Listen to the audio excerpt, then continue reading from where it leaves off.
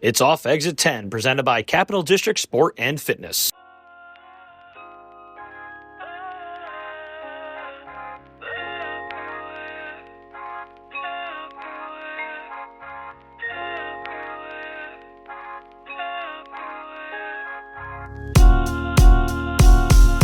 All right, I'm good. Emily, you're good?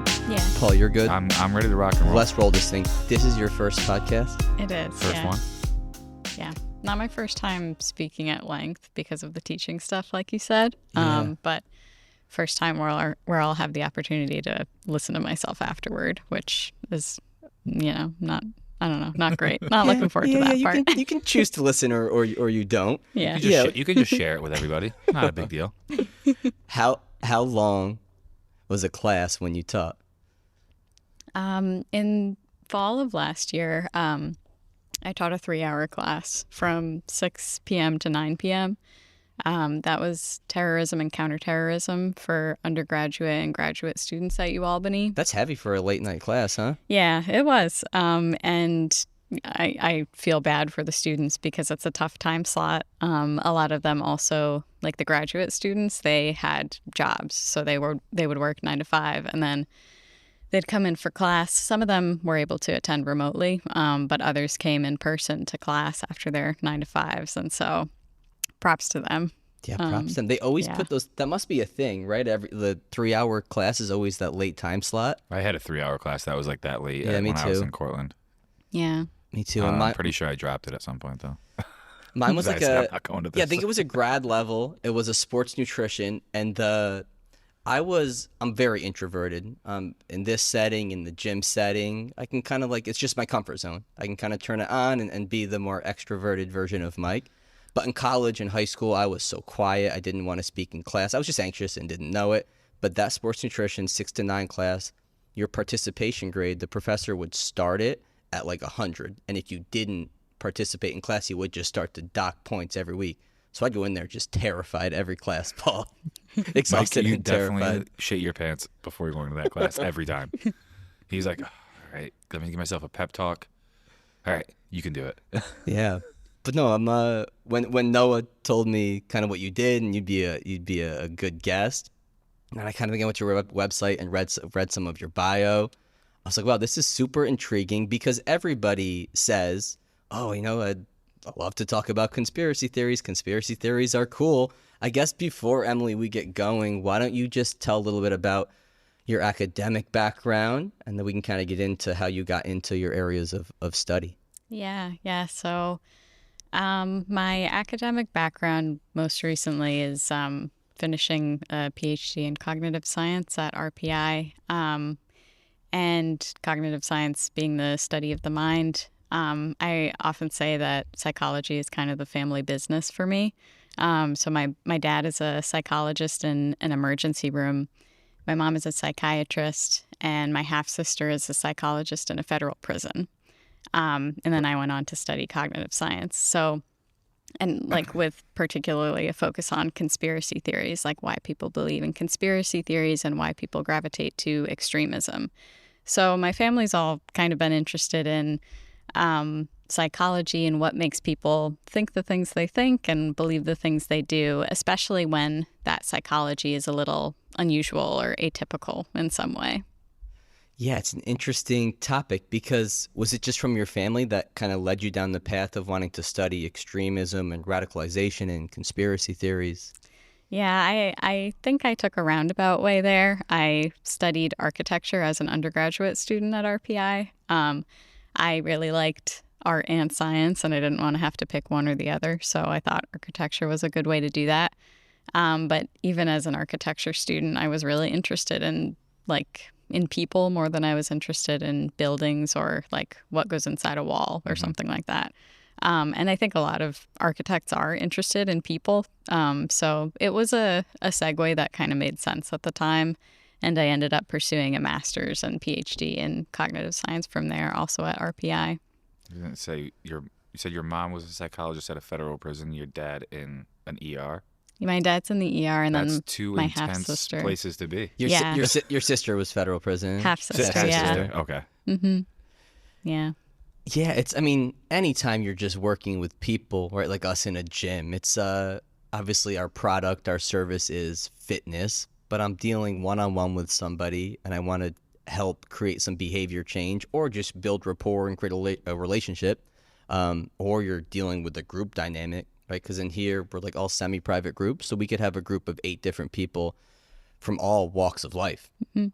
So it's like, yeah, if you don't have some understanding of psychology Yeah. and just how people think and act and communicating with each other, it makes life a lot harder. Yeah. Yeah. You guys are psychologists too, in a way. There's a lot mentally, I think, that goes into fitness and training, strength training and conditioning and all of that too. Yeah, Especially in the one-on-one setting. Like, I feel like in New York City, there were so many times I was like, is this therapy or are we working out today? And I was like, you know what? Whatever you want it to be today, that's what we're going to do. Yeah. As long as you feel good when you walk out that door. yeah. How many times are you foam rolling with somebody and you're just like, oh, this is what this is turning into right now? And Oh. you're like, do I go with it or do I just detour? Then I look around the gym and I go, I can go with it. All right. We're not too busy. I don't have to detour off of this right now. Yeah. So what do you do now for work? 'Cause you said you just finished, you stopped teaching, and now you work for, what's the company called? Moonshot? Yeah, I work for Moonshot. Moonshot is it's an awesome place. I still do kind of the same subject matter that I studied for my PhD. So Moonshot is a company that works on a whole wide range of online harms, ranging from stuff having to do with misinformation and disinformation, which is kind of where the conspiracy theory stuff ties in, but also organized crime and cartel activity, child sexual abuse material and grooming stuff that happens online, like glorification of mass shootings, a whole bunch of different types of things that happen online that Moonshot firmly believes we can do something about. So it's nice to kind of be able to do the same subject matter stuff, but in an industry setting. I wanted to try something a little bit different from the academic side of things. So what is Moonshot doing? They're kind of scouring the internet for potential pockets or spaces where these things are going on. Yeah, so Moonshot does both insights work, like threat monitoring. We put out like a monthly threat bulletin, but we also do prevention programs too. We have an online prevention model with New York State specifically that kind of coordinates and tries to build a whole network of people who can be there for people who might be at risk of committing some sort of act of violence. So that's practitioners in mental health. It's also community partners. I work more on the insights side of stuff than the prevention side of things. But yeah, it's kind of a big multi-pronged sort of company. And so you guys are a private sector company. I would assume probably areas in government have the similar type of insights and departments that are working on this as well. Yeah. Government's very interested in this kind of work, but also industry too. So one thing Moonshot's been talking about recently is some work that they did over the summer for the International Olympic Committee to do threat monitoring for athletes, because athletes like Simone Biles, any Olympic athlete, they so much of the game is psychological. Like if there are people online threatening you, sending you death threats, or like commenting on your Instagram posts, like I hope you fail, et cetera, as like something tame that somebody might say to an athlete. Yep. That is such a big, important thing for athletes. And so it was really neat that Moonshot got to participate in doing that for kind of a new sort of client. Yeah. So doing what? Finding these comments and then they remove them before they hit a page or somebody sees them? Yeah, we don't necessarily have that capacity, but it's more to be able to provide insights and information to people who are in a position to be able to like help care for athletes, or to be able to liaise with tech partners and maybe do something about it, but that's not really within our scope. Right. What does Moonshot have? There's algorithms that you're using to find all these things online, or people are actually just scrolling through areas of the internet? We have very specific methods and work with really large quantities of data. And I can't talk too much about the ins and outs of the processes, but it's it's a little bit of both. But we take in a lot of data. There are always people involved in that process. It's not like some, fully AI human out of the loop sort of thing. But we work with a lot of data to be able to make insights for produce insights for our clients. So it's data plus subject matter expertise. Right. And clients being, you said athletes, being what? Could it be companies as well? Yeah, we don't really, as an industry sort of violence prevention practitioner in this space, we don't really limit ourselves to the kinds of clients we work with. Right. So, yeah. So are you guys kind of almost like the middleman of letting people know about the threats and then potentially giving that information to somebody that can do something about it? Yeah. We're not a government entity. We're not we want to be able to provide people with information and also build capacity to be able to do things to prevent violence from happening. So, yeah. Nice. Yeah, ever since, social media has to be a big place, online forums as well. Yeah, the world's crazy because back in the day, it's you had to find a group of people to be around and talk with and see if you're like-minded and then find time to hang out and discuss more. Where now you have forum, you have social media, and your algorithm is probably feeding you people that are just like you and thinking of things just like you. And you're going towards places where you're only wanting to read things that you're thinking and you believe in. And now you can have these pockets of people that can all just gather. And that must be where you start to see some of these groups formed.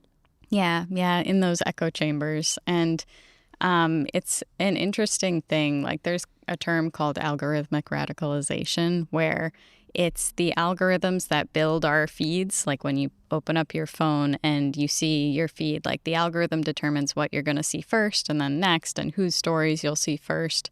And the content that gets pushed to you via that algorithm is progressively more extreme, more controversial. And that's because that's the content that gets the most engagement. And for social media companies, they want people to be engaged with their posts so they stay on the apps longer and are going to be exposed to more ads, and therefore the companies can generate more ad revenue. So algorithmic radicalization is not so much a bug. It's not really a problem for social media companies in their perspective. It's a feature of the way social media is supposed to work. But for somebody then to, I don't even know what the right term is, to kind of succumb to it or head down that path towards radicalization. I guess explain too for listeners, I'm sure people know, but I guess classify in your head what extremism is and what radicalization is. Mm-hmm. Yeah. It's kind of a good point.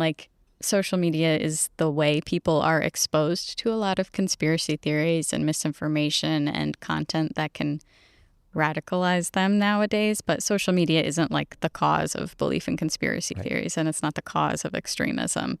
So the question that I'm really interested in is why do people go down that rabbit hole in the first place?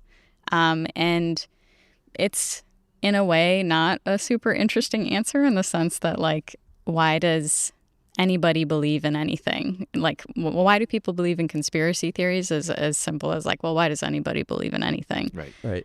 Because conspiracy theories are just they're an explanation for events. They're one kind of explanation for events, and a conspiracy theory posits that there's this small group of powerful people acting in secret against the public interest. And that's one way of explaining a lot of things about the world for people. So how do you explain something like the COVID-19 pandemic? Well, you could blame it on Bill Gates and other elites and say that it was manufactured as a way to try to inject people with vaccines in order to control the population or something like that. How do you make sense of a natural disaster? How do you make sense of societal change? How do you make sense of like a loss in your own personal life? We really want and need explanations for things. And it's kind of like an evolutionary need too. Like we feel safe and comforted when we have explanations for things. Explanations help us go about our daily lives if we can predict what the next day is going to look like. And that's not like, that's very normal. It's very normal to seek explanations. Yeah, I think it gives us comfort. Mm-hmm. It gives us comfort. It gives us purpose. And purpose, but comfort. And just I understand the world, or I have a reason for why things are happening. But we've all met people who may fall, towards this path of believing conspiracy. We're trying to get microchip with our vaccine, or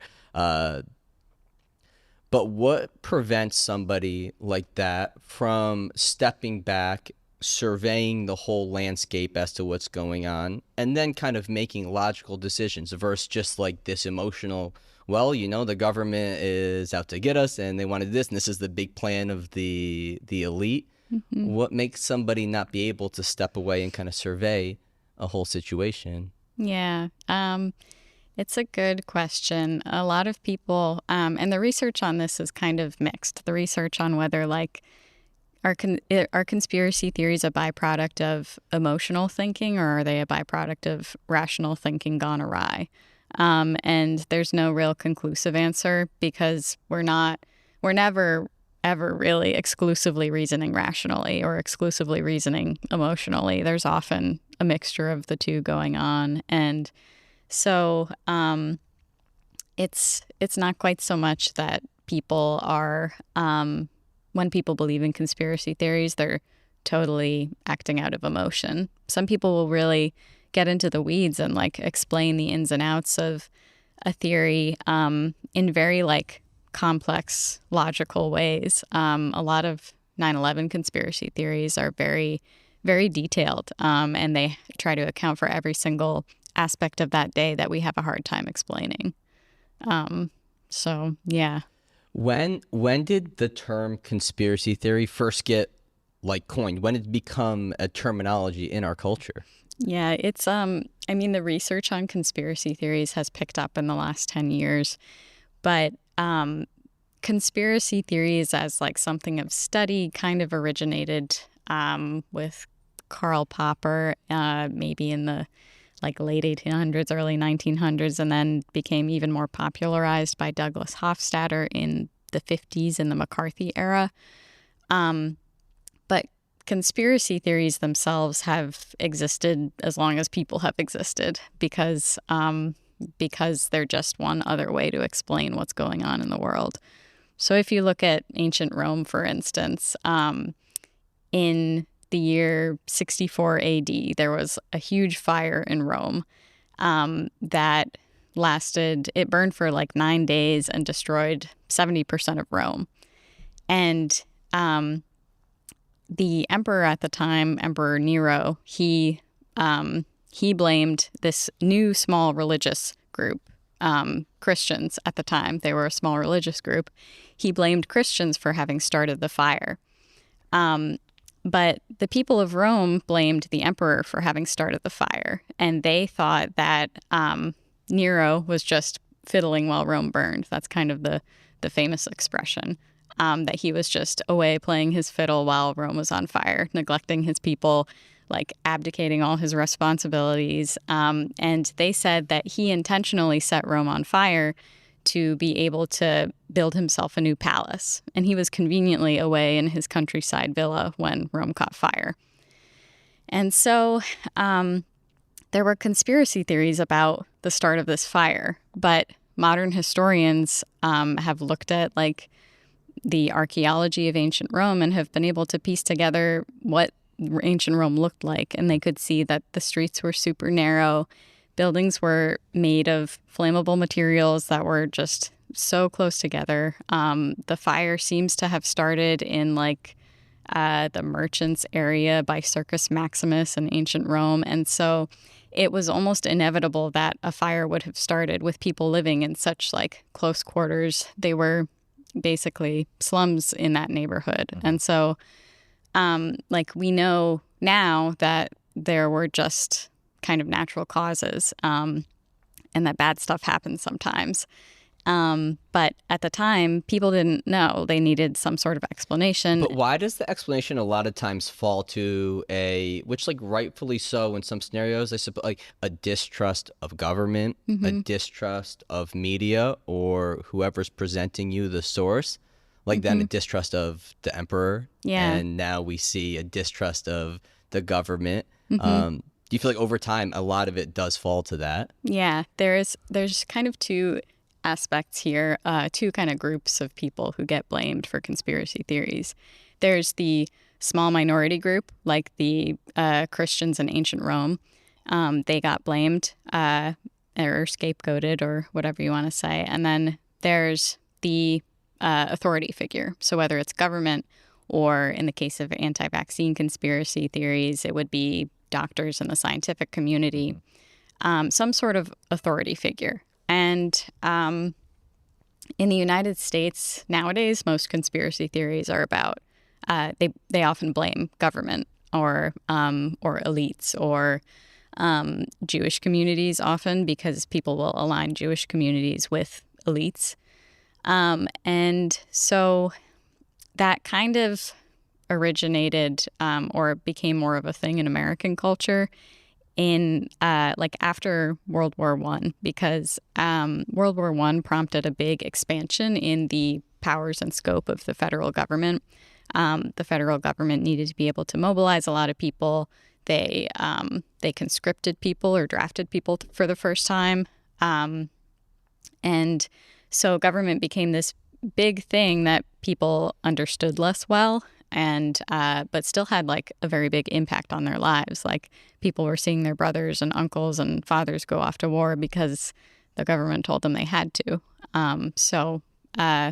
Yeah, there was the establishment of a few different federal agencies at the time too, the FBI, later the CIA, and so yeah. Yeah, and it's like what, Jay? We may have talked about this the other day, but like the black and white thinking as well. Like, of course, there's been decisions the government make that is not the best decision that people don't agree with. Like you think about the Cheney and weapons of mass destruction, and then going to war over there where there really weren't any, or you think about probably Vietnam.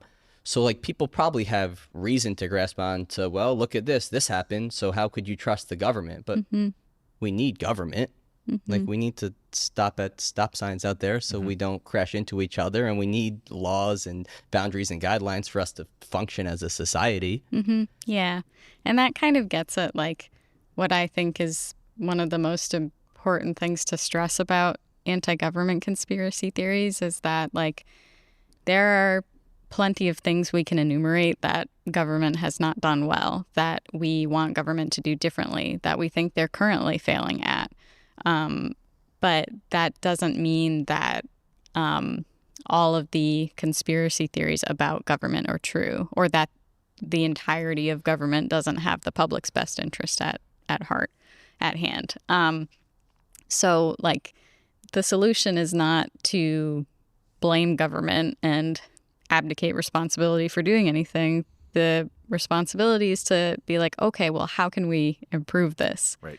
In ancient Rome, it was way easier to blame the emperor or blame the small Christian community for the fire than it was to be like, okay, well, how do we address the socioeconomic reasons those slums formed in the first place? Right. Or how do we like come up with building codes so that we don't build structures that are going to catch fire? Because it takes people doing work and effort and thought, which people don't like to do. You'd rather have a scapegoat. Collaborating. And yeah. People don't like to collaborate. Yeah. So, so you have a conspiracy theory. You have a distrust of government or media or some higher power. What else are like ingredients that make, okay, somebody has a thought, something happened for it to spark and then become this kind of known, widespread conspiracy theory? Yeah. There are kind of, so there are cognitive factors behind why people gravitate to conspiracy theories, and there are social factors.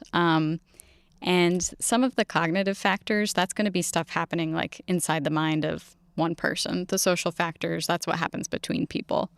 Inside the mind of one person, that's going to be when people feel like well, let me back up. So like I said, we all kind of really want to make sense of the world. That's an innate human need, kind of, to make sense of things, especially in distressing times and like if a stressful thing happens to us as individuals.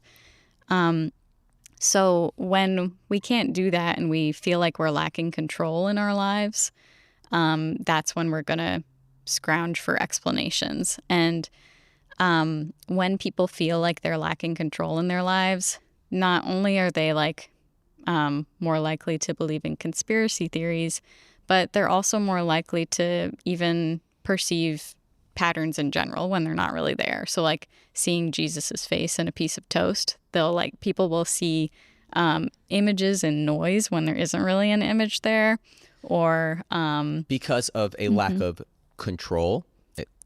They're related. So Right. It's not necessarily exclusively caused by that. And it's hard, to say for the Jesus and toast example. Right. But if you like take people and induce a feeling of lack of control. So like you bring people into a lab and you have some sort of setup that makes them feel out of control, or you ask them to recall a time in their lives when they felt like they were out of control or didn't have control over their circumstances.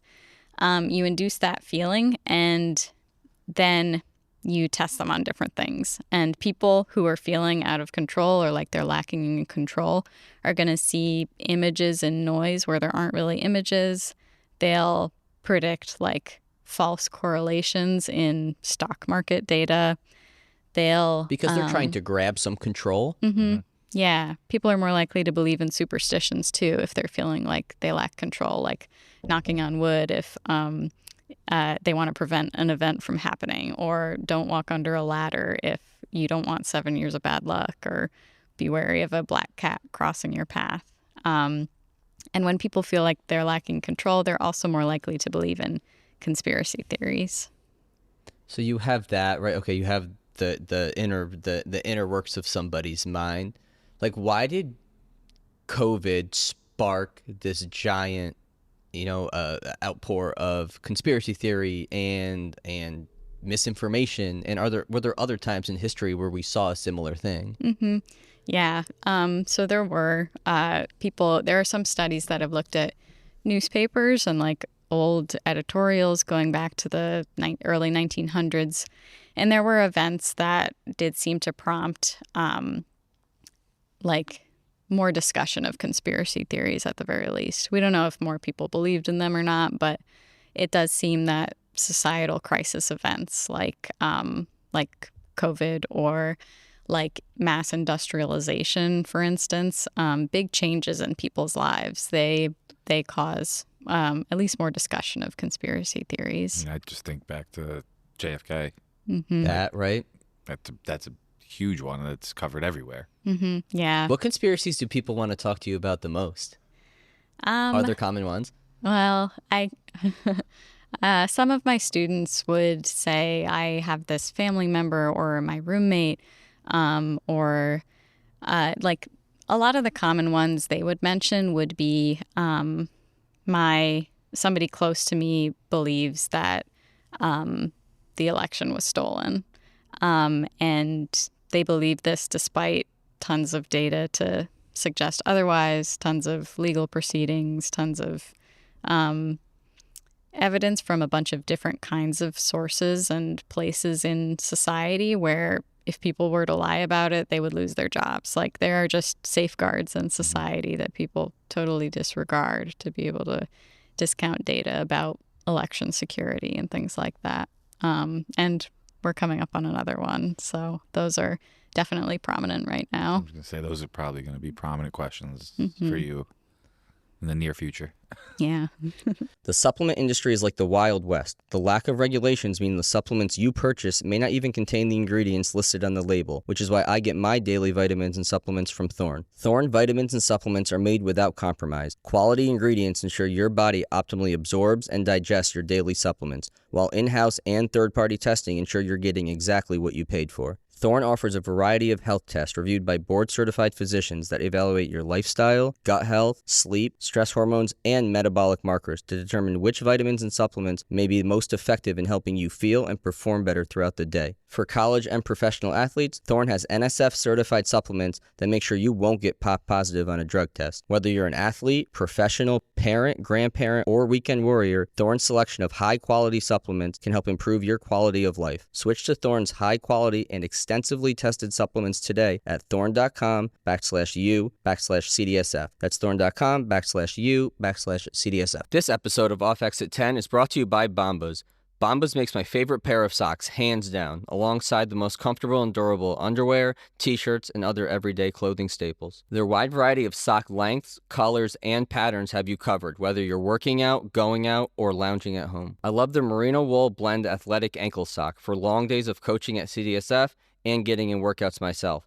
And if I'm at home doing work around the house, you better believe I'm wearing my Bombas Sunday slippers with their comfy memory foam midsole. And when you buy from Bombas, you're also buying for those in need. For every item you purchase, Bombas donates one item to people in overnight shelters, transitional living facilities, rehab centers, Title I schools, and medical service professionals. Take my word, if you want to upgrade your sock game to one that's more comfortable, durable, fashionable, and charitable, head over to the Bombas link in this episode's description to browse their full collection of everyday wear, and don't forget to use code CDSF20 for 20% off your first order. Yeah, these are just with how much news cycles go quickly, and we see all this. Yeah, election time. I mean, it is the craziest. We're seeing it right now in terms of thinking about the immigrant situation in Ohio. Yeah.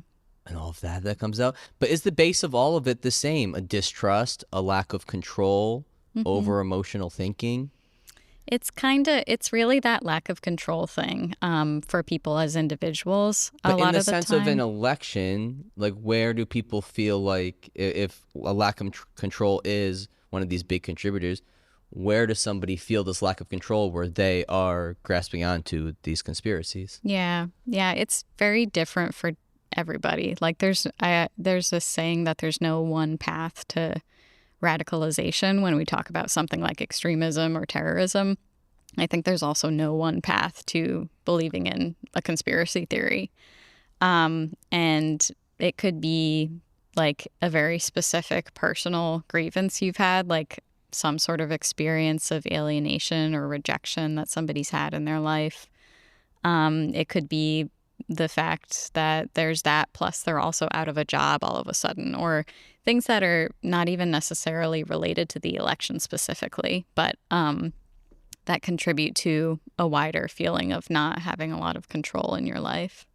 And so, like, I often say that, like, believing in conspiracy theories is not in itself like a bad thing or pathological. It's kind of a natural byproduct of people's life circumstances. And that doesn't mean it's like not without its problems. Like widespread belief in conspiracy theories it's got some negative consequences for society, also for families and for people as individuals too. Have you been in scenarios where you feel like somebody is so far to one side, let's say whether super conservative and believing, messaging that's there, or super on the left, you have a hard time trying to even have a conversation that is a productive conversation? Yeah, it's hard. There's a good study that came out in 2022 that looked at like, is the right or the left? Is like the political right or the left because more you can likely? Have people that believe in conspiracies on both ends of the political spectrum. Yeah, and that's what the research suggests, is that conspiracy belief is no more common on one side of the extreme left or extreme right. It's or I should say the right or the left. It's not like the right believes in them more. It's not like the left believes in them more. But it is when you get to those extremes, that's when you see belief in conspiracy theories increase. So people who have political orientations that go super far left or super far right are more likely to believe in conspiracy theories.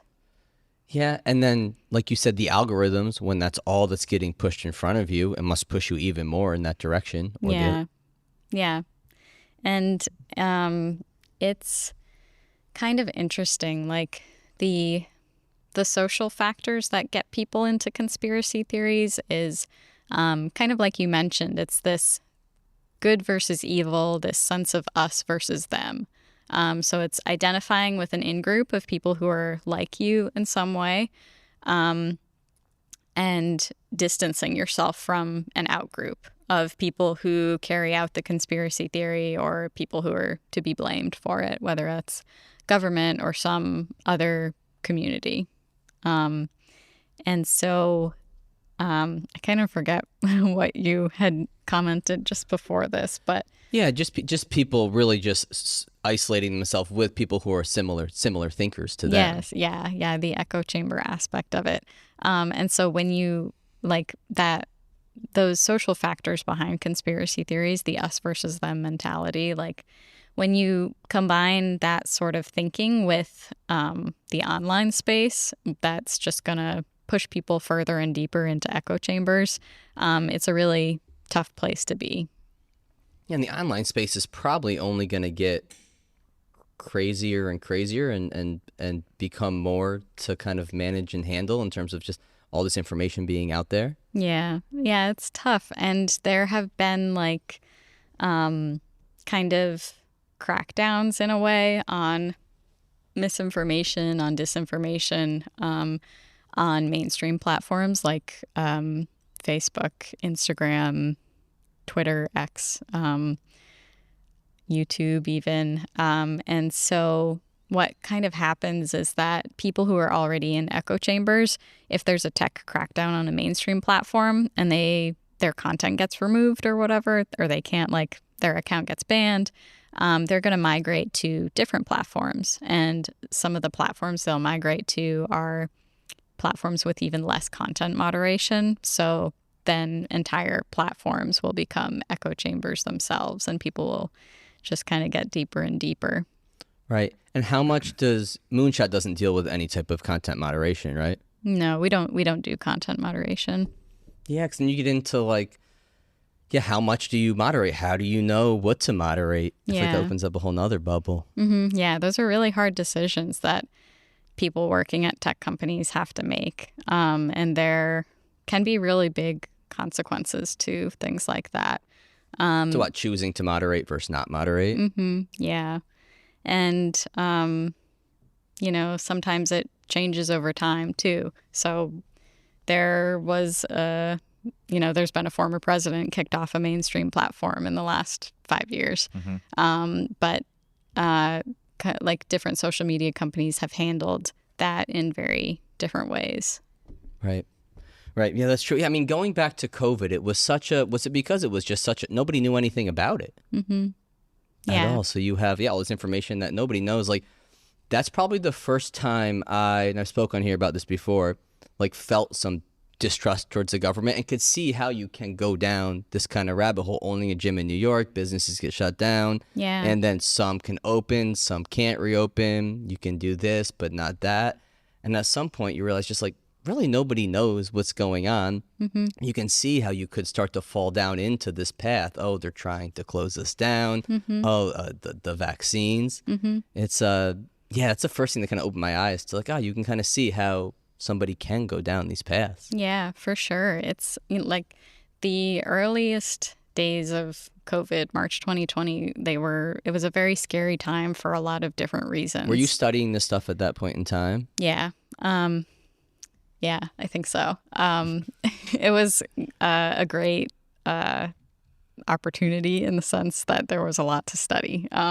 Obviously, a very terrible time for a lot of other reasons, but it was the early days were scary for a number of reasons, and there were big changes to our daily lives that we didn't really understand. We didn't know what the next day would look like. Yeah, I remember one of our business partners on that March 16th or whenever we had to close that night, his mom, March 16th. His mom got COVID.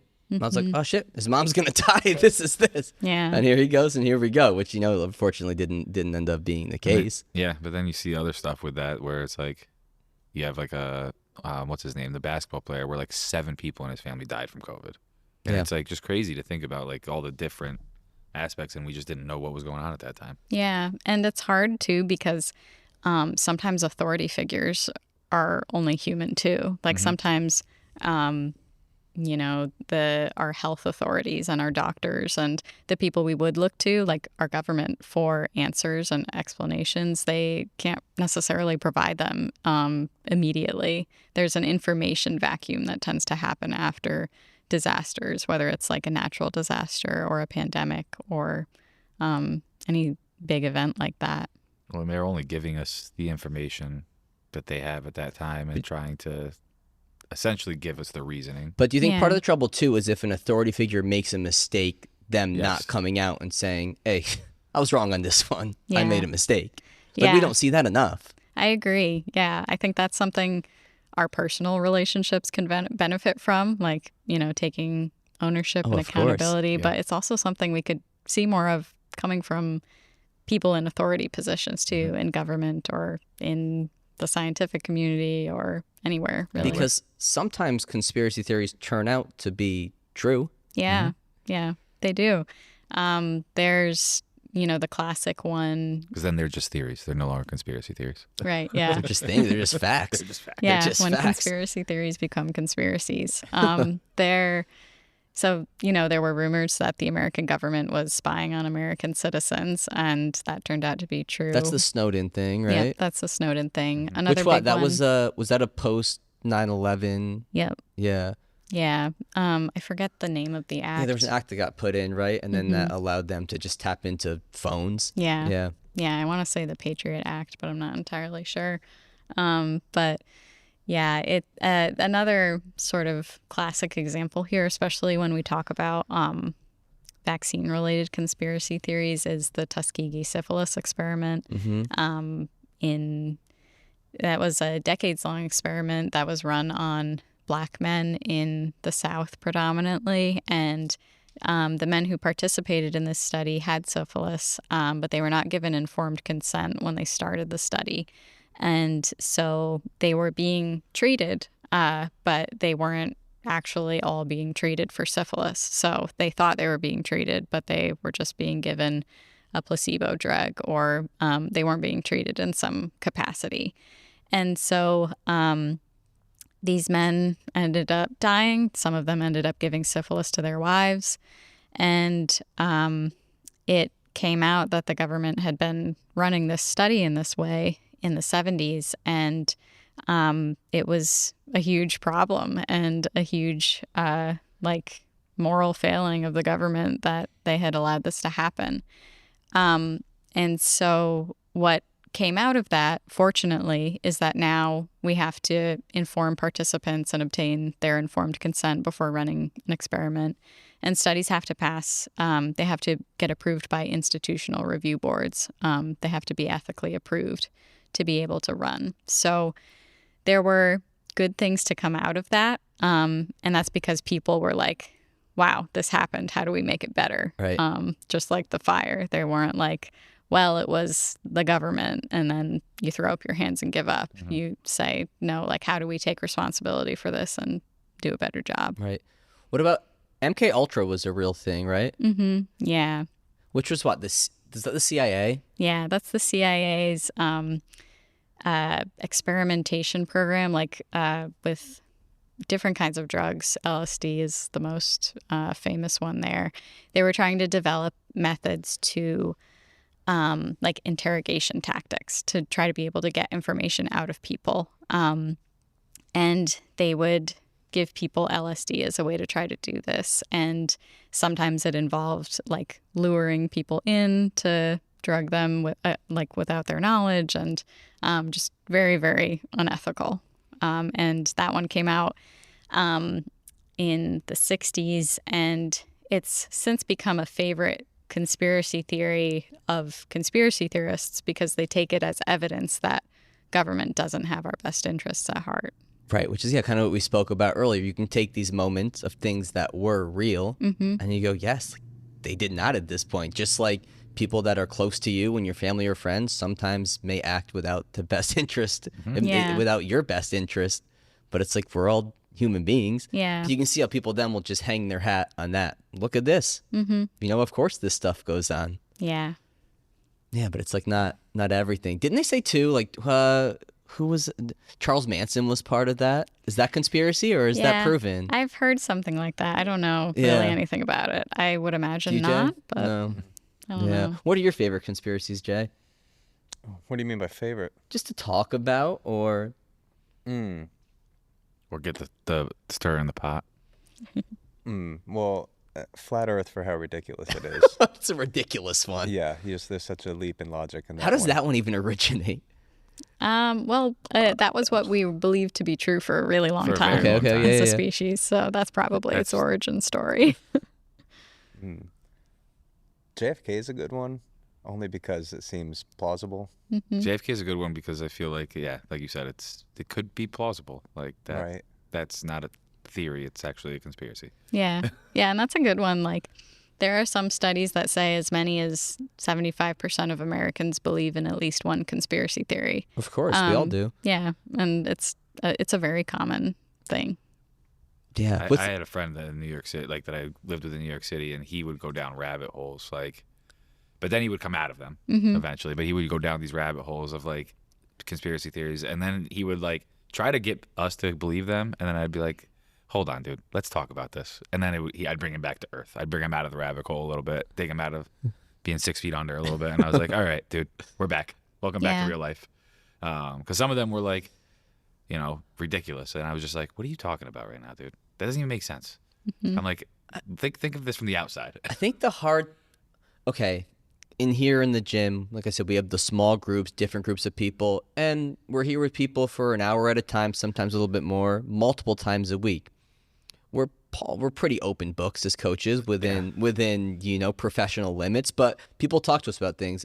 And when you open a door with somebody who goes down a rabbit hole, and we can use, for example, this is an extreme. I don't think we have anybody that's like that, but we could use vaccines as an example, right? They go down the rabbit hole of the COVID vaccine conspiracy or another one. How do you best have conversation with people without just feeling uncomfortable, without wanting to just end the conversation? How do you open that dialogue when you disagree, but you want to have a respectful conversation? Yeah, that's a good question. I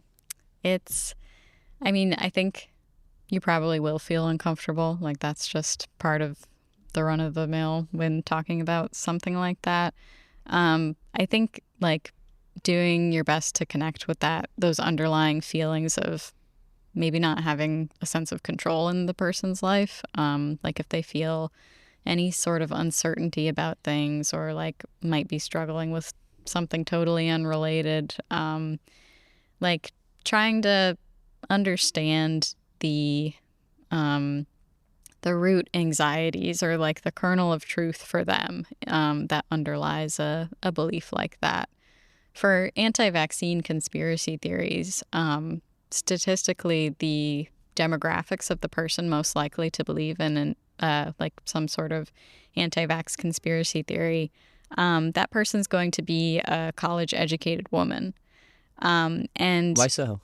The reason there is kind of because of the kernel of truth. And the kernel of truth there is that women face a lot of inequities in healthcare, like disparities in healthcare. Women's pain management is often overlooked in healthcare settings. Women are not often, or they're not clinical test subjects as often as they should be when people are studying new drugs or new procedures or things like that. It's hard to get a diagnosis as a woman. And there's also like even a famous study where if a woman has a heart attack out in public, she's less likely to be helped than a man, and if a man has a heart attack out in public. And that's even if she's like presenting the classic signs of heart attack. So those things about women's experiences in healthcare are real, and can help explain why women are less likely to trust the medical establishment. And sometimes that tips over into anti-vaccination conspiracy theories too. So sometimes there's a kernel of truth for people that's motivating them to gravitate to conspiracy theories. Yeah. And then why do you see a difference between, because you have somebody who's anti-vaccine, which means all vaccines they're against. And then you probably have a pocket of people who are anti-COVID vaccine, correct? Because what? It's just so new? Yeah. Yeah. I don't fully understand the ins and outs of people's beliefs about why the COVID vaccine in particular is different. The newness is one part of it. Yeah, the mRNA aspect of it. I guess it's a you new hear technology. that, or I'm no researcher, but you had early on, I remember the myocarditis and the other things, and then you had people who were polarized saying, "Oh, no way, there's no adverse effects," which is any vaccine can have adverse effects, right? And then over time, you learn, like sometimes this can happen. You could have myocarditis, you could have some adverse effect, but it's like that's the same with any vaccine that you could take. They just have these polarized people. Yeah. And it doesn't help that people with megaphones amplify those messages. So celebrities, influencers, politicians, etc. Yeah, and how much does, with all the information we consume now, you're not just getting a newspaper every day or every week and reading that and then waiting until the next copy. It is. We can all refresh our phones 10 times over in the next 2 minutes and see so many different headlines and posts. Is that these aren't all peer-reviewed, well-researched, getting all your sources, headlines, stories, podcasts, articles that you're getting. It's a lot of it's opinion. I feel like if you don't have a science background, it has to be difficult to know what sources are valid, understanding where sources are coming from.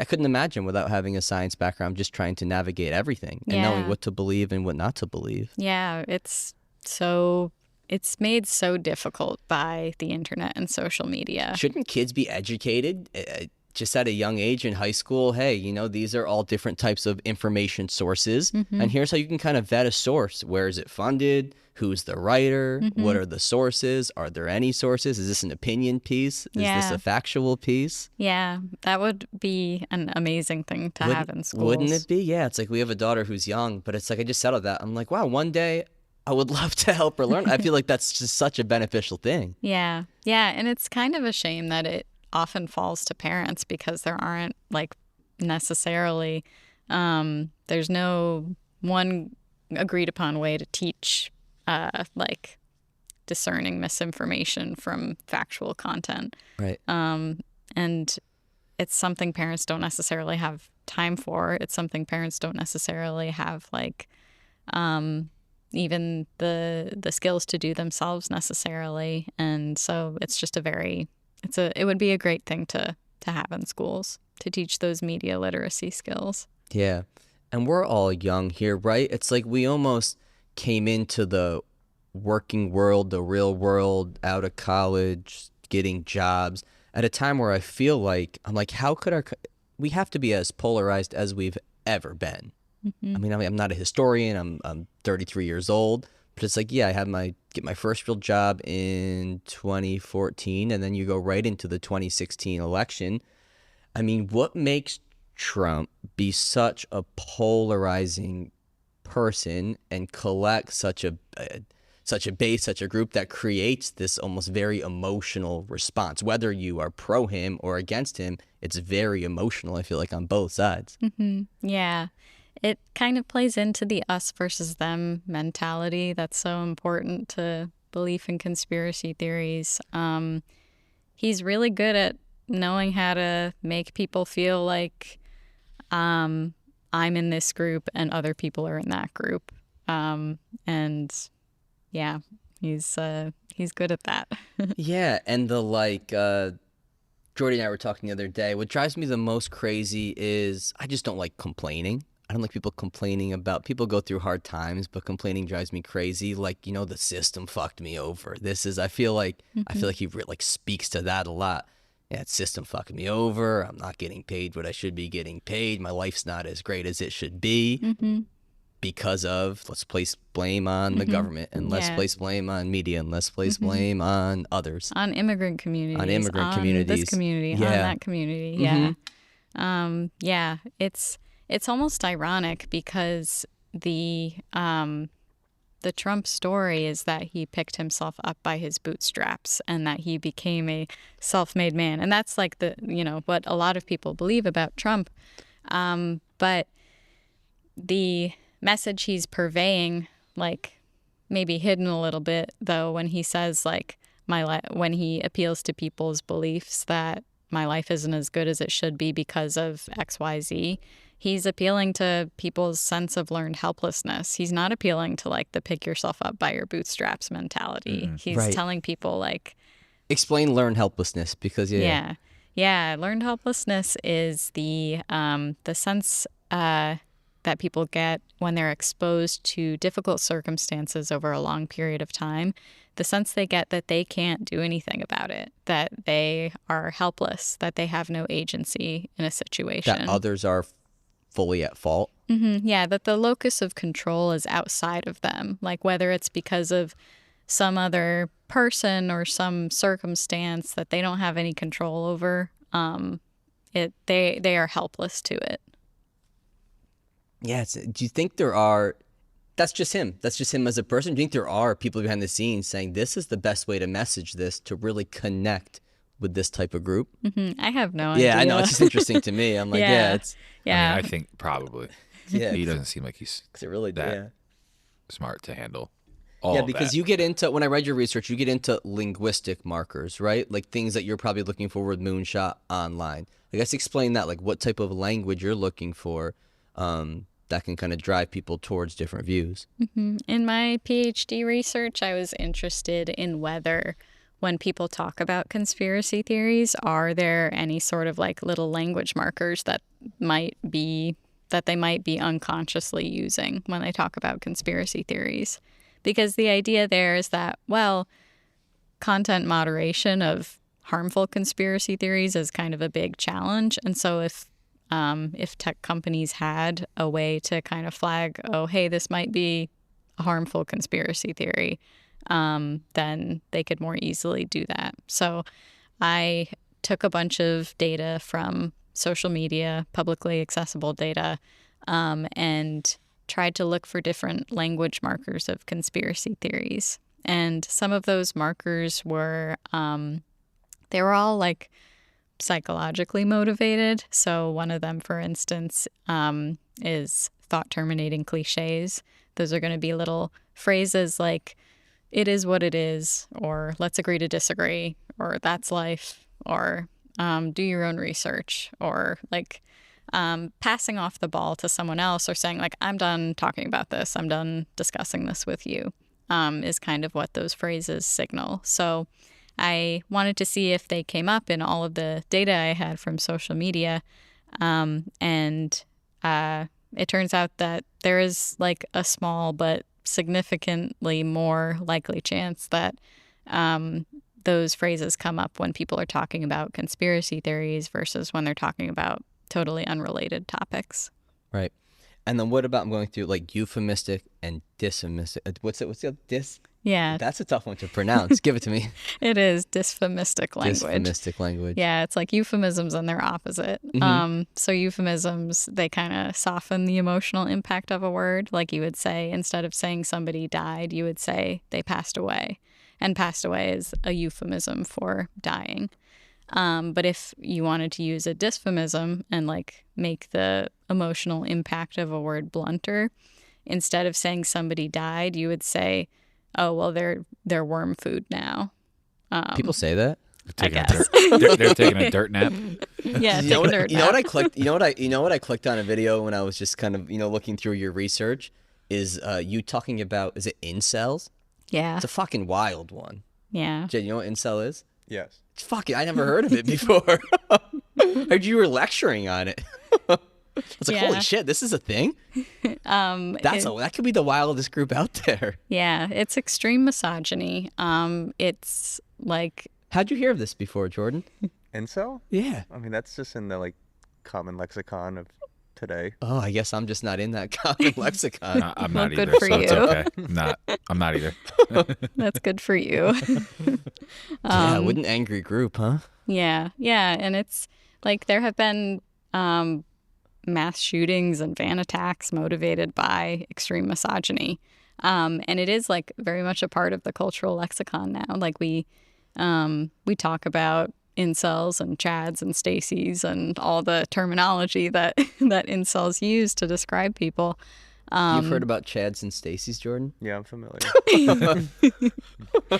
And so it's like it's very mainstream, and it's helped along by mainstream figures like famous podcaster Joe Rogan, by famous psychologist Jordan Peterson, by like the algorithmic radicalization that'll take you from like watching a sports clip on YouTube, like a clip of sports highlights, and then maybe it'll take you into some MMA videos, and then it'll take you into Joe Rogan videos, then maybe Jordan Peterson.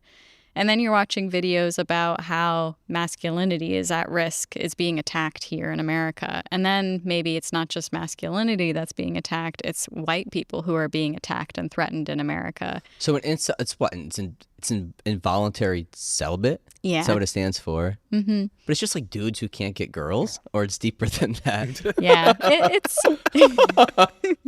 it is deeper than that. It's because there's like there's still that sense of lack of control underneath it all. But it's that lack of control, right? Because like if people know me, like I listen to some Rogan. Like I enjoy it's like what we do here. I enjoy the learning about somebody and the art form of having a conversation to get to know you and your brain and how you think and kind of soak that in. Like I never enjoyed school unless I had a teacher that really was passionate about the subject matter, and so was I. So it's like I can appreciate that, but you can see, I mean, different people may listen and I guess it can send them down that path because of whatever, their lack of control or where they're at in their life. Yeah. Yeah, and the algorithms too, the algorithmic radicalization. So from and no shame to Joe Rogan. Most people have listened to Joe Rogan. It's a good conversation to have because I know Yeah. many people who dislike, I mean, but you could probably say that for any type of person, but yeah, I mean, some of the guests he has on, right? I don't think he's had on Andrew Tate, but yeah, you have these masculine figures, right? Like his audience is probably a 20-year-old to 35-year-old male who's into athletics, who's into hunting and masculine things. So it's like, yeah, that's the audience. This episode of Off Exit 10 is brought to you by Anchor and the all-new Anchor Pro, crafted to endure the most high-performance workouts without the high cost and space requirements of a standard cable machine. Named the best portable cable machine by Men's Health Home Gym Awards, Anchor provides the full functionality of a cable machine in one small space-saving unit. Designed with user-friendliness in mind, Anchor can simply be attached to any squat rack or placed on any wall in your home gym using its intuitive sliding track mount. With up to 65 pounds of resistance, Anchor is built for high speed and controlled exercises alike, from cable presses and rows to chops and lifts. The Anchor has been a game changer for us here at CDSF, and now you can enjoy the same professional quality cable machine in your own home gym by heading over to anchortraining.com and using code CDSF10 for 10% off your order today. Get all the benefits of a cable machine without the high cost and installation fees. Enjoy the portable luxury and space-saving performance of Anchor today by going to anchortraining.com and using code CDSF10 at checkout. That's anchortraining.com, promo code CDSF10 for 10% off your order today. This episode of Off Exit 10 is brought to you by Drink Alchemy. Fatigue and brain fog affect us all, destroying everything we pursue. Whether as an athlete, artist, creator, or entrepreneur, our mind holds the key to performing optimally. By combining the most potent organic nootropics found in nature, Drink Alchemy delivers sustainable boost to creativity, memory, energy, and focus in one epic beverage. Stop pumping your body full of excessive amounts of caffeine and unknown proprietary blends from other energy drinks, and get clean energy from Drink Alchemy's natural nootropics like lion's mane, L-theanine, and caffeine from green tea. Used by Olympians, D1 athletes, MMA fighters, and entrepreneurs, Drink Alchemy has become a huge part of my daily routine, making sure I'm functioning optimally during long days of coaching athletes, running CDSF, and getting in quality workouts myself. So do yourself a favor and ditch the energy drinks loaded with caffeine, other stimulants, and who knows what else, and head over to drinkalchemy.com today. Live with your mind unbound and save 10% off your order by using code CDSF at checkout. That's drinkalchemy.com, promo code CDSF for 10% off your order today. The algorithm thing is so interesting because you can't, social media, right? They're private companies, so they want to have more engagement, more users on their platform. So of course they're going to feed you stuff that's going to keep you on. And that path you kind of just said, it is very interesting because I could definitely see how that could happen, where you go from watching a football highlight, let's say, to then all of a sudden they show you something MMA related, to now all of a sudden you got a Joe Rogan reel popping up, and now Jordan Peterson, and now the next thing after that is something else down that line. You could definitely see that, and I can even think of like myself when I've been on like social media and I'm watching something, and then the next video I'm like, in my head I'm like, why is this the next video that popped up? But then it's like they're trying to get me to go down some sort of path, and whatnot. Luckily, I try to steer my way out of it. Because your algorithm is pulling from everything on your phone. Anything you've searched on the internet, links that have been sent to you. It's wild. Don't send me any links, Mike. Stop it. Yeah. But it's like if any platform is free that you're on, like your exchange is your information that you're giving. Yeah. Yeah, it's crazy. Crazy. What else do we have right here? It's why, I read this in your research, why is what's an anti-vaccine belief the most strongest correlated thing to believing in other conspiracy theories? Yeah, I know the paper you're talking about. It's been a while since I've read it, but I think there's this idea that sometimes there are gateway conspiracy theories that capture a lot of feelings of uncertainty and feelings of lack of control that people have, that can sort of function as gateways to other conspiracy theories. So whereas, for instance,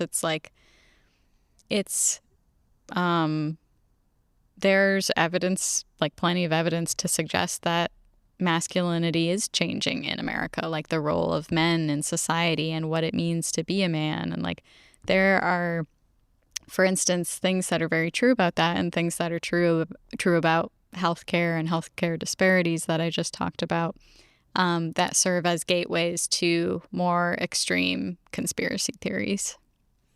Yeah, the masculinity thing is like, you hear that a lot, and it's just like people are different. And why can't you be right into masculine things, sports and whatever it is, but be an empathetic and kind and caring person? I feel like that just goes along with everything. We're polarized. You're either here or you're right or you're left, and it's black or it's white, and it's like you can't have both. I'd like to feel like I fall in that category. I would like to think I fall in that category as well. Yeah. I'd like to think all three of us do, but it's I like sports. Yeah, but you're a nice, caring guy. For the most part. Yeah, for the most part. Yeah. Yeah, well, it's good that you engage with the community so much in your work and also in this podcast too. It provides people with an opportunity to hear from people who don't fit squarely into a black and white sort of category. Most people probably don't. Yeah. That's the thing. Yeah. The internet and your algorithm makes it seem like everybody does. Yeah. Yeah, and when people spend more time online or more time interacting with people online than they spend interacting with people in real life, they don't get exposed to people in real life in all of their complexity. Right. And so when we think about I guess, have you heard of the term the lone wolf terrorist or the lone wolf mass shooter? Like what, you're just acting by yourself? Yeah, like you're not part of an organized group or anything like that. There's often the reference to the lone wolf shooter or a lone wolf terrorist, but it's kind of a misnomer because these people might act alone, like they might not be part of a group that's bigger than themselves, but they have found some sort of community online. They've found some sort of community that that's made up of like-minded people who probably share some of the same experiences and grievances that they have. And so, Yeah, ideally, like people would have connection in their real life to real people who are complex people, as we all are, rather than being connected to people in like the one-dimensional, two-dimensional online space. It's much easier just to shit on somebody, make them feel bad about themselves, dehumanize them with like a couple keyboard clicks and hitting a send. First, if they're in front of you talking, you're probably going to find some common ground. You're probably, you're probably going to have things to talk about, and you're not going to treat them that way. Yeah. We said before you could have stuff in schools, but what would be your ideal, if you had a psychology class for high school based around you being on the internet and being on social media? What are your foundational things that you want to have kids know about and be aware of or know how to act? Yeah, those media literacy skills, like discerning fact from fiction is a big one. Also like cultivating the ability for kids to check in with themselves emotionally before they post something online, like just to have some sort of, oh wait, should I share this? Or like, should I like this? Should I do this? Should I participate in this? And also, I do think it's important that like parents do their best to approach kids on social media with curiosity. Like it's good to be able to talk with young people about what they're seeing, because we're not getting kids off of social media. That's not going to happen realistically. So to foster a curious rather than judgmental sort of atmosphere about what they're seeing is good. Even if you personally, for instance, don't like Joe Rogan, but your son really likes Joe Rogan, to be able to talk about that and why they like them and what other sorts of content they're seeing, it's a good thing. Yeah, that's a good thing. Yeah, because like you said, the algorithms aren't going to stop. No, social media is not going anywhere. So it's about educating kids and parents and adults and everybody on how to navigate it.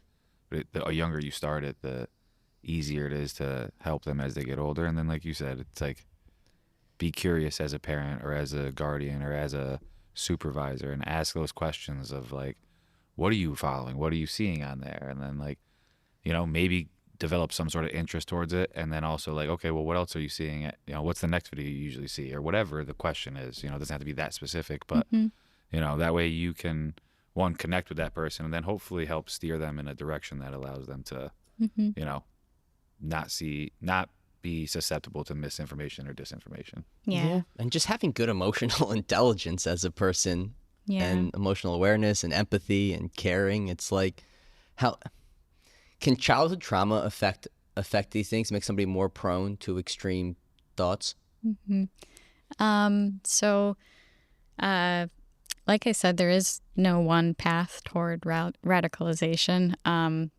I'll talk about terrorists specifically, like just because it kind of makes the conversation easier or simpler. There's like no one thing that happens in somebody's life that makes them a terrorist. Like we all experience different things in life. A lot of people experience childhood trauma, but not all of those people go on to commit extreme acts of violence or believe in extreme things or become terrorists. But there is evidence to suggest that childhood trauma in combination with a bunch of other factors can contribute to people committing like extreme acts of violence. Yeah. Well, it's just the old adage, just because like something bad happens to you doesn't excuse you for how you act, right? So like just because you went through something doesn't excuse you being an asshole or whatever it is, right?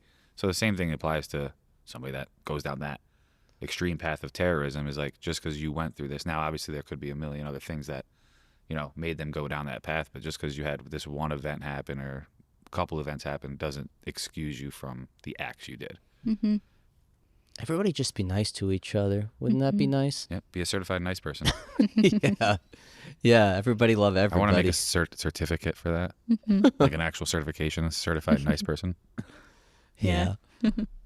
What about, what else I saw in your research? I scoured it all, Emily.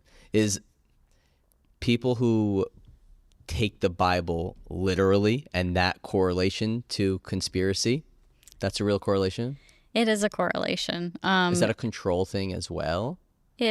I am not too familiar with the research on like religious beliefs and belief in conspiracy theory, but there are some similarities between what religion can provide and what conspiracy theories can provide, because both offer different explanations for things about the world.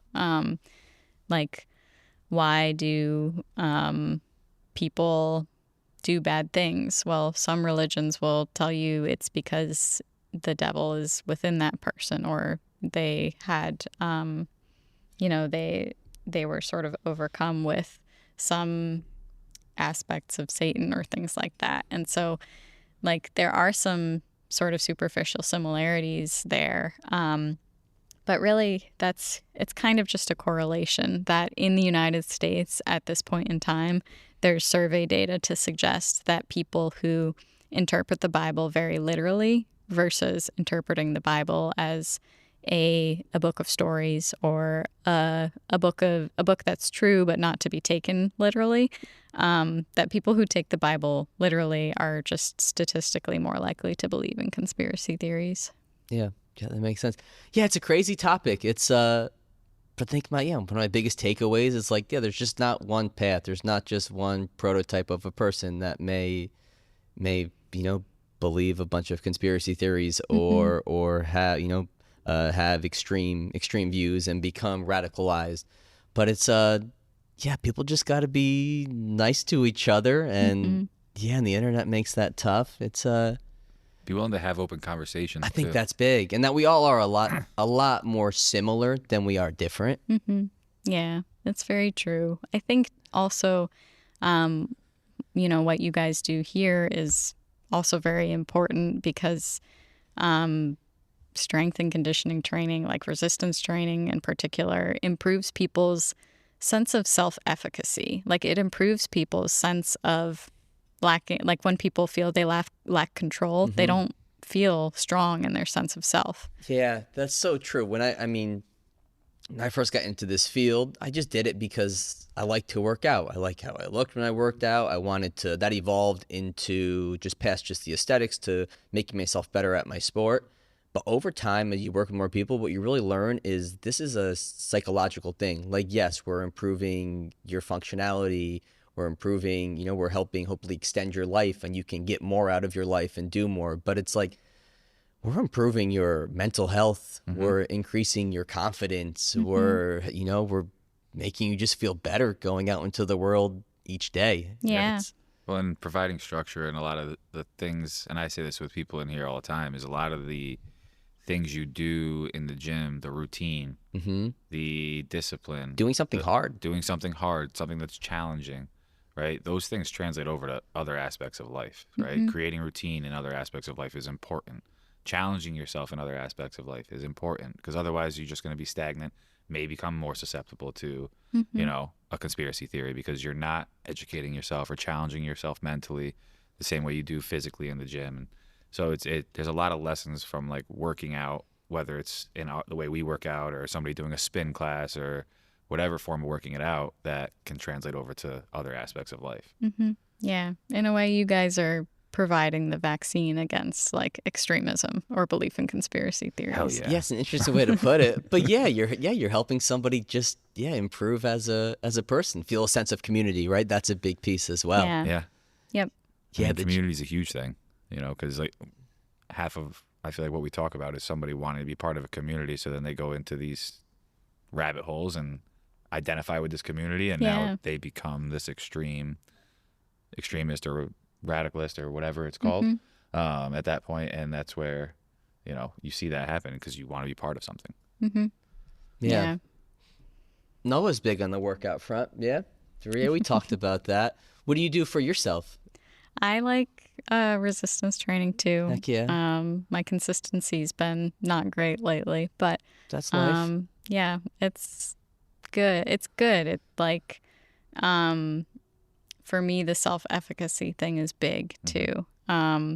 I think there are some studies in particular that say resistance training for women is particularly helpful, also in situations for women specifically who have experienced domestic violence. And that's going to be because their sense of self-efficacy and control is really low after an event like that. And so physical exercise and resistance training, they build the sense of self back up, and it's super helpful for mental health. Yeah, I think it's so interesting the ways that training is helpful for people who have experienced like a wide variety of different things.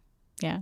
Yeah, it's huge. It's if we could go back and create this high school kind of coursework for kids, right? Like you have your basic studies, but navigating the internet, navigating social media, being able to learn, decipher information and sources. But it's like, then your physical health is so important, and it's all about habits and building confidence doing these things. So it's like introducing that.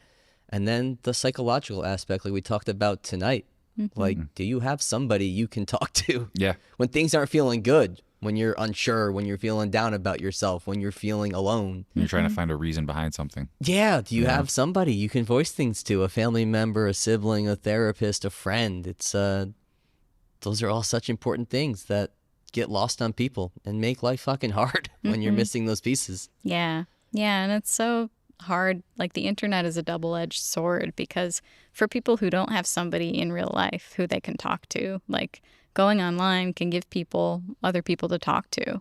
But at the same time, the internet has all of its pitfalls, and you fall into the wrong kind of crowd or the wrong echo chamber. It's anything. It's like the gym. I can find sources of great training and great exercise routines, or I can find ones that suck and have no science behind them. Yeah. Well, it's like we had a new guy join. He was joking with me about like, not being smart and this and that thing. He's a college professor, so he's smart. He's smart. And he's like, well, I am a college professor. I do read a lot, so I am kind of smart. And he's like, but that gets me in trouble with fitness because I read so much that I don't even know where to start. And I was like, yeah, that's part of the problem with a lot of things is there's just so much information, misinformation, disinformation. There's so much of all of it that sometimes you just end up sitting in the same spot and not knowing where to start, whether it's fitness or something else. Yeah, that's true. I appreciate you doing this, Emily. Yeah. Thanks for having me on here. This was great. I hope this was a good time for your first podcast. And Yes, it was good. You did great. You did awesome. We talked about a lot. There was only one ghost. I think it was a chair. I think someone was squeaking. It sounded like I didn't little hear kid. anything. When I edit it, I will turn it up and see what she said. It's gonna like say some shit. Jordy, if that happens, I'm never coming back to work. I won't tell you. I'm never coming back here. There is a graveyard if you walk right diagonal in the woods over there. I think there's 3 headstones. John Earls, the guy who used to own all this land. That's where he's at. Yeah. Maybe Shout out to John Earl. Appreciate you for owning this land. And shout out no to longer Johnny owning it. Earls. Emily, anything you want to plug where people can find you or just learn more about what you do?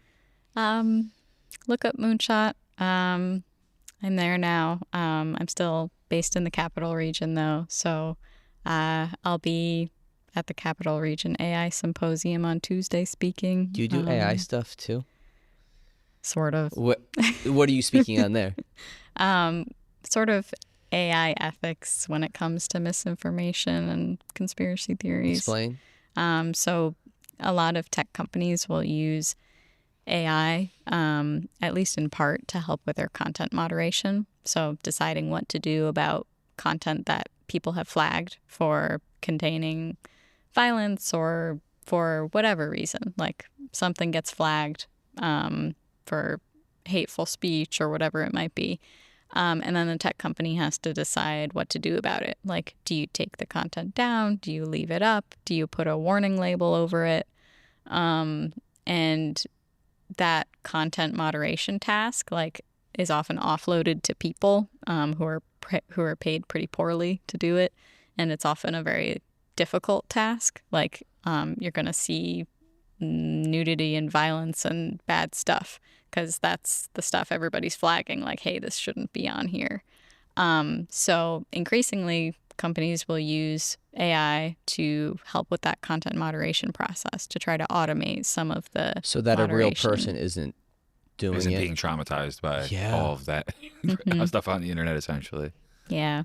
But it's a hard problem for AI to tackle. So that's kind of what I'll be talking about. Knowing what? The AI just getting it set to know what really needs to come down, what doesn't. Yeah. Yeah. Because, I mean, there are a bunch of different kinds of problems with it. There's the modality problem. Like you have in a social media post, you've got images, you've got video, you've got text. All together, it might be something that needs to be taken down. But See, maybe like one element of it isn't. I got flagged once when on a podcast post when my computer was flipped around. I have a Death yeah. Wish coffee sticker, and then Death Wish flagged me. But that just must be some AI algorithm that saw those two words together. Yeah. We got it back up, so it was fine. Yeah, it's just a Death Wish It's sticker. just Death Wish coffee, you know? If you really want some high caffeine coffee, go to Death Wish. Yeah, that's a tough task in and of itself because, yeah, what comes down, what doesn't, what classifies something as misinformation, what doesn't? Like, what are all of your markers, your checklists to say, well, this meets all of this or this doesn't? Well, like you said, like there's so much that goes into it. You have the picture, the words, the images, there could be music there, like, and one thing could be together it's not bad, but then there could be one thing that is, and now all of a sudden, like the Death Wish picture, right? One little thing, they flag it, and then you go back in, appeal, and hopefully get it put back up. But if it's something that's not inappropriate, but one little thing in there could flag it, and AI can't tell that as a whole it's not bad. Right. Yeah. Crazy world. We're all just gonna do our best, talk to each other, be nice. We're all we're all much more have in real life interactions. we're all much more similar than we are different. Yes. So Yeah. cool. All right, Emily, I appreciate you. This was great, and we'll catch everybody next time. Thank you. Thank you.